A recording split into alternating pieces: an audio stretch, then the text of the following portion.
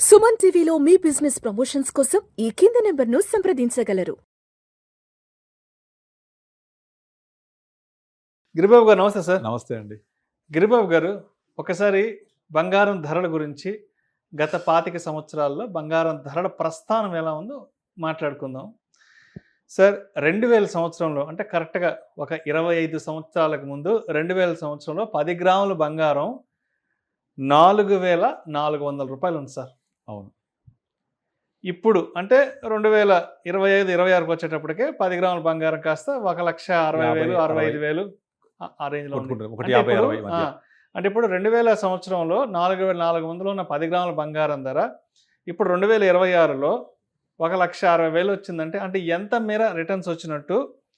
అదేవిధంగా ఇప్పుడు 2026 నుంచి 2050కి ఓకే, ఒక 20 సంవత్సరాలు కాబట్టి మరి గత రిటర్న్స్తో పోల్చుకుంటే మరి నెక్స్ట్ 25 ఇయర్స్కి ఇంకా ఎంతవరకు వెళ్ళే అవకాశం ఉంది? అంటే ఇప్పుడు 2026లో 1,60,000 ఉన్న 10 గ్రాముల బంగారం ధర 2050 నాటికి ఎంత మేర వెళ్ళే అవకాశం ఉంది? ఎంత మేర రిటర్న్స్ వచ్చే అవకాశం ఉంటుంది?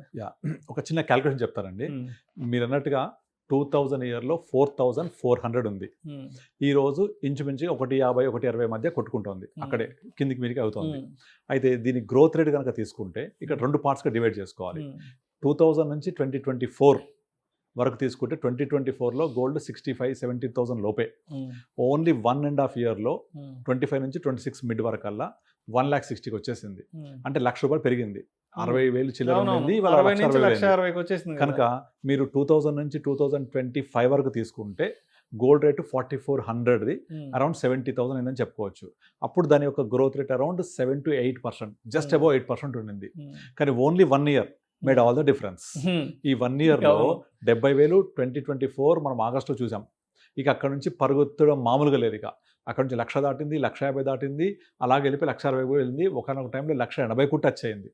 సో కనుక ఈ 1.5 ఇయర్ ఈ ర్యాలీని కనుక యాడ్ చేస్తే సేమ్ 2000 నుంచి 2026 4,400 to 1,60,000 దీని గ్రోత్ రేట్ వచ్చేసి 15% గ్రోత్ రేట్ వచ్చింది. అంటే మీరు 24 దాకా తీసుకుంటేనేమో లెస్ దెన్ 9%. కానీ 1 ఇయర్లో స్టోరీ మారిపోయింది. స్టోరీ మారిపోయి దాని యొక్క total growth rate from 2000 to till date తీసుకుంటే అరౌండ్ 15% ఇయర్లీ వచ్చింది. కానీ ఈ 1 ఇయర్ లాగా మళ్ళీ పెరుగుద్దా అంటే చాలా పెద్ద క్వశ్చన్ మార్క్.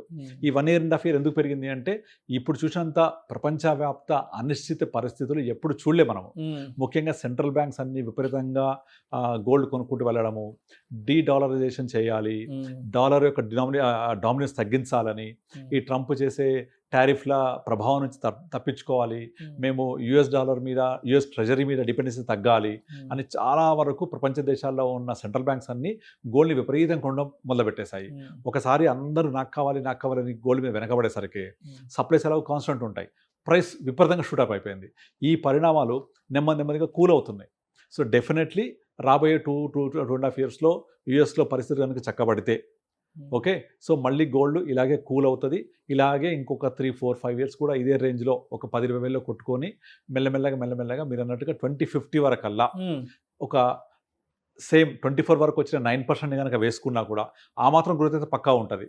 కనుక కరెక్ట్గా 2050 వరకల్లా we can see more than 15 lakhs and above చూడొచ్చు. 15 లక్షలు అవుతుంది వచ్చే 25 సంవత్సరాలు. అవుతుంది. ఆ 25 సంవత్సరాల్లో 15 లక్షలు అంటే ఇక్కడ నుంచి 10 times పెరిగినట్టు. 10 times పెరిగినట్టు. దాని యొక్క యాన్యువల్ గ్రోత్ రేట్ చూస్తే 9% ప్లస్ ఉన్నట్టు. ఇది ఎలా తీసుకున్నానంటే నేను 24 దాకా ఏదైతే గోల్డ్ పెరుగుతూ వచ్చిందో దాన్ని మాత్రం ప్రామాణికంగా విత్ ఇంట్రెన్సిక్ వాల్యూతో పెరుగుతూ వచ్చింది కాబట్టి దాన్ని తీసుకున్నాము 9% ప్లస్. ఈ యొక్క 1.5 ఇయర్ ఎక్స్ట్రాడినరీ గ్రోత్ రేట్ మళ్ళీ జరుగుద్దా అంటే బిగ్ క్వశ్చన్ మార్క్. జరగవచ్చు, జరగకపోవచ్చు. అండ్ దీనికి ఇలా గోల్డ్ పెరగడానికి ఎక్స్టర్నల్ ఫ్యాక్టర్స్ చాలా హెల్ప్ అయినాయి అక్కడ. ఆ ఎక్స్టర్నల్ ఫ్యాక్టర్స్ వల్లనే అలా షూటప్ అయిపోయి 60,000 70,000 1.6కి వచ్చింది. కాబట్టి ఇలాంటి అబ్నార్మల్ గ్రోత్ని మనం కన్సిడర్ చేయకూడదు. కనుక దాని యావరేజ్ గ్రోత్ రేటు గత 100 ఏళ్లలో తీసుకున్న గోల్డ్ ఎప్పుడు 8-10% మించి పెరిగింది లేదు. కనుక ఆ 8-10% తీసుకుంటే మీకు రాబోయే నెక్స్ట్ 25 ఇయర్స్లో it will touch around 15 lakhs. So 1.5 lakh నుంచి 15 lakhs అంటే 10 times, అంతే 10 రెట్లు పెరిగినట్టు. అలా అని చెప్పేసి 10 రెట్లు పెరిగింది కదా 15 లక్షలు కదా అని గ్రేట్ రేట్ అని అనుకోవాల్సిన అవసరం లేదు. మీకు ఇన్ఫ్లేషన్తో కంపేర్ చేసుకుంటే కొంచెం బీట్ చేసినట్టు లెక్క. అందులో 25 సంవత్సరాలు టెన్యూర్ అనేది అదే చిన్న టెన్యూర్ కాదు కాదు కదా, ఆల్మోస్ట్ ఒక మనిషి జీవితకాలం Exactly. 25 ఏళ్ళు అంటే ఇవాళ 1,50,000 ఎంతో 25 ఆ 15 లక్షలు అంతే. అంతే because inflation eat away. So inflation is the biggest enemy. ఆ ఇన్ఫ్లేషన్ కట్ చేసుకుంటూ వెళ్తే మీకు 15-25 ఇయర్స్ తర్వాత మళ్ళీ అదే లెవెల్ ఉంటుంది. కనుక ఎప్పుడు కూడా మనం ఏ ఇన్వెస్ట్మెంట్ చేసినా కూడా ఇన్ఫ్లేషన్ ప్లస్ 6% రిటర్న్ ఉండాలి కదా. ఇన్ఫ్లేషన్ ఒక 6-7 అనుకుంటే గ్రోత్ ఒక 6-7% ఉండాలి.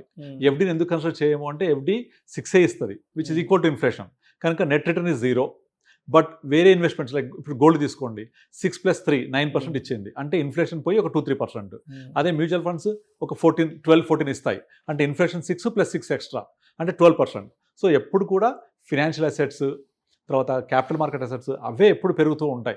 గత 25 ఏళ్ళలో కానీ గత 30 ఏళ్ళలో కానీ రాబోయే 30 ఏళ్ళలో కానీ. కానీ గోల్డ్ ఏమైపోయిందంటే అది ఒక లెవెల్ నుంచి దాని యొక్క కన్సల్టేషన్ ఫీస్ చాలా ఎక్కువ ఉంటుంది. ఇప్పుడు మీరు 2013 తీసుకోండి, గోల్డ్ 30,000 జస్ట్ గూగుల్లో చేయండి మీకు వచ్చేస్తుంది. 29,600 13 ఏప్రిల్లో. 24 ఆగస్ట్లో డబల్ కంటే కొంచెం ఎక్కువ అయింది. 30,000 నుంచి 64,000 65,000 అయింది అంతే. అంటే 11 ఏళ్లలో గోల్డ్ అయింది జస్ట్ డబల్ మాత్రమే. ఓన్లీ 1.5 ఇయర్లో 65,000 హాస్ బికమ్ 165. అంటే ఎక్స్ట్రాడినరీ రన్ అయిపోయింది. అంత ఎక్స్ట్రాడినరీ రన్ అయింది కాబట్టి overall CAGR has gone to 15%. కనుక ఆ ఎక్స్ట్రాడినరీ తీసేస్తే మనము ఒక 9% అలా ఉంది అనుకుంటే 15 lakhs అవుతుంది.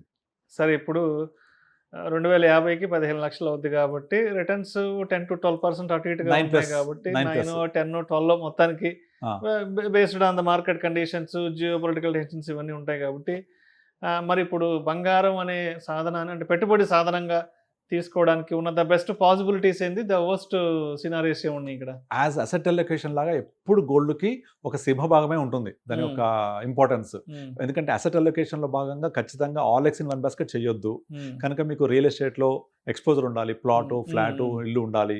తర్వాత ఎలాగో అవునన్నా కాదన్నా ఇంట్లో ప్రతి ఒక్కరి ఇంట్లో ఈసిమెత్ బంగారమైన ఉంటుంది. అడుక్కునే వాళ్ళ ఇంట్లో కూడా బంగారం ఉంటుంది అని సామెత ఉంటుంది కదా. మీరు కేరళ వెళ్ళారనుకోండి, ఇల్లు మొత్తం పూరి గుడ్స్ ఉంటుంది, ఇల్లు మాత్రం బంగారం ఉంటుంది ఇంట్లో. అలా ప్రతి ఒక్క ఇంట్లో భారతీయుల దగ్గర బంగారం ఖచ్చితంగా ఉంటుంది కాబట్టి అది వాళ్ళ యొక్క అసెట్ అలొకేషన్లో భాగంగా కంటిన్యూ అవుతూ ఉంటుంది. దానికి ఉండే మేజర్ అడ్వాంటేజ్ ఏంటి అంటే లిక్విడిటీ. 1 అవర్లో మనం గోల్డ్ని క్యాష్ చేసుకోవచ్చు. బ్యాంక్లో కుదబెట్టేస్తే గంట సేపు డబ్బులు ఇచ్చేస్తారు. ఎవరికైనా అమ్మితే కూడా ఇమీడియట్లీ క్యాష్ అయిపోతుంది. మనకు అత్యవసర సమయంలో ఒక ఆపద్బాంధవులాగా పనిచేస్తుంది. ఇంకా దేనికి కూడా ఇలాంటి ఇంపార్టెన్స్ లేదు. మీరు ల్యాండ్ అమ్మాలంటే ఒకరోజు అమ్మలేం, తాకట్టు పెడితే డబ్బులు ఇవ్వరు. సో పెట్టిన ఇంట్రెస్ట్ ఎక్కువ ఉంటుంది. గోల్డ్ అయితే హార్డ్లీ 0.9% 10% లోపలే ఉంటాయి అన్నీ కూడా. 1 అవర్లో బ్యాంక్స్ ఇచ్చేస్తాయి. గోల్డ్ ఎప్పటికీ ఒక తరగని విలువ ఉంటుంది గోల్డ్కి. ఆ విలువ అలా పెరుగుతూనే ఉంటుంది. మీరు ఆడవాళ్ళని అడగండి, గోల్డ్ వేసుకోవడమే కాదు అది ఉండడం వల్ల ఇప్పుడు మీరు లాస్ట్ 25 ఇయర్స్లో ఏ ఇన్వెస్ట్మెంట్ ఇవ్వనట్టుగా 15% యావరేజ్ ఇచ్చింది. సో మా ఆయన కొన్న షేర్ల కంటే నేను కొన్న గోల్డ్ ఎక్కువ ఉందని చెప్తూ ఉంటారు చాలామంది. సో అట్లా గోల్డ్కి ఒక ఇంట్రిన్సిక్ వాల్యూ, ఒక లిక్విడిటీ, ఎప్పుడైనా క్యాష్ చేసుకునే అవకాశము, తర్వాత మనకు ఒక కుటుంబానికి ఒక ఆర్థిక భరోసా, ఒక అండ, ఒక అసెట్ అలొకేషన్, ఇవన్నీ అసైన్ అయ్యి ఉంటాయి గోల్డ్కి. కనుక always gold is a part of A allocation లాగా ఎప్పటికీ. బంగారం ఎప్పటికీ బంగారమే. బంగారమే. దాన్ని ఎవరు అవునన్నా కాదన్నా ఎప్పటికీ బంగారం ఖచ్చితంగా బంగారమే. దాన్ని ఎవరు కూడా డినై చేయలేరు. తప్పనిసరిగా ప్రతి ఒక్కరి ఇంట్లో ఉండాలి. ఎందుకంటే కష్టకాలం ఉపయోగపడేది ఇదే. పెళ్లిళ్ళలో శుభకార్యాలలో ఖచ్చితంగా ఉండాలి. పూర్వకాలం నుంచి బంగారం చేసి పెట్టుకోవడం, బంగారం కొనిపెట్టుకోవడం కారణం ఏంటంటే ఏదైనా లిక్విడ్ క్యాష్ ఇంట్లో ఏదైనా ఇబ్బంది వచ్చినప్పుడు, ఏదైనా ఎమర్జెన్సీ వచ్చినప్పుడు బంగారం ఎక్కడైనా తాకట్టు పెట్టుకొని లోన్ పెట్టుకొని హ్యాపీగా అమౌంట్ తెచ్చుకోవడానికి ఇదే పర్పస్. ఆర్థిక భరోసా, భద్రత కోసం. అలా అని చెప్పేసి ఒక బంగారం ఉండకూడదు, అన్నీ ఉండాలి. డిఫరెంట్ అసెట్ క్లాసెస్ లో భాగంగా ఇది కూడా ఉండాలి. అందుకనే సావరెన్ గోల్డ్ బాండ్స్ అంత సక్సెస్ఫుల్ అయినాయి. కానీ గవర్నమెంట్ ఇప్పుడు ఆపేసింది. కనుక ఈటీఎఫ్లు తీసుకోవచ్చు, గోల్డ్ మ్యూచువల్ ఫండ్ తీసుకోవచ్చు, బీస్ తీసుకోవచ్చు. ఒక అసెట్ డిజిటల్ గోల్డ్ ఇవన్నీ వచ్చేసాయి కదా, చాలా వచ్చేసాయి ఇప్పుడు. అక్కడైతే తరుగు ఈ ఇబ్బందులు కూడా ఉండవు ఎలక్ట్రానిక్ గోల్డ్ విషయం. Right sir. సో మొత్తానికి వచ్చే 25 సంవత్సరాల్లో ఇప్పుడు 1,60,000 1,70,000 వరకు ఉన్నటువంటి ఆ 10 గ్రాముల బంగారం 9% 10% సిఏజిఆర్ చొప్పున 2050 గతంలో అలాగే పెరిగింది. సేమ్ అనుకుంటే కూడా 15 లక్షలు అయ్యే అవకాశం అయితే ఉందంటారు. తప్పకుండా. Right sir. Thank you so much Giribabu గారు. థ్యాంక్ యూ అండి.